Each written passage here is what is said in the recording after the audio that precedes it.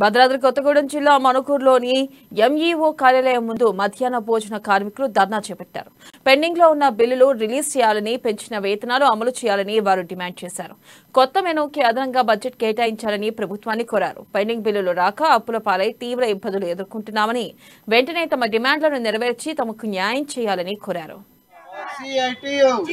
కార్మికుల ఐక్యత, mid day meals కార్మికుల ఐక్యత, మిడ్ డే మీల్స్ కార్మికుల ఐక్యత ఇవాళ పెండింగ్. తెలంగాణ రాష్ట్ర వ్యాప్తంగా సిఐటియు మిడ్ డే మీల్స్ అనుబంధ కార్మిక సంఘం ఆధ్వర్యంలో ఎంఈఓ కార్యాలయం ముందు ధర్నా చేసి గత సంవత్సరం పెండింగ్ లో ఉండబడినటువంటి జీతాలు, అట్లనే మెనూకు సంబంధించినటువంటి బిల్లులు 5-6 నెలల నుంచి పెండింగ్ లో ఉన్నాయి. వాటిని తక్షణమే చెల్లించాలని, అట్లనే ఈ విద్యా సంవత్సరం నుంచి కొత్త మెనూ ఇస్తామని చెప్పేసి గవర్నమెంట్ ప్రకటించింది. అట్లనే సర్క్యులర్లు కూడా జారీ చేసింది.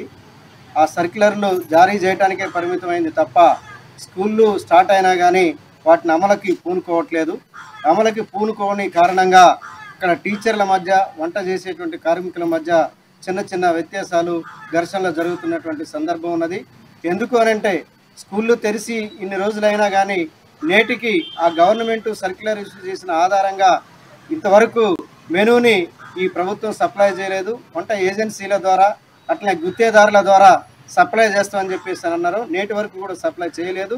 సప్లై చేయకపోవటం వల్ల పాత మెనూ ప్రకారం వండాలనా, కొత్త మెనూ ప్రకారం వండాలనా అనేటువంటి సందిగ్ధం ఇవాళ స్కూళ్ళల్లో టీచర్ల మధ్య, వర్కర్ల మధ్య జరుగుతున్నటువంటి చర్చ.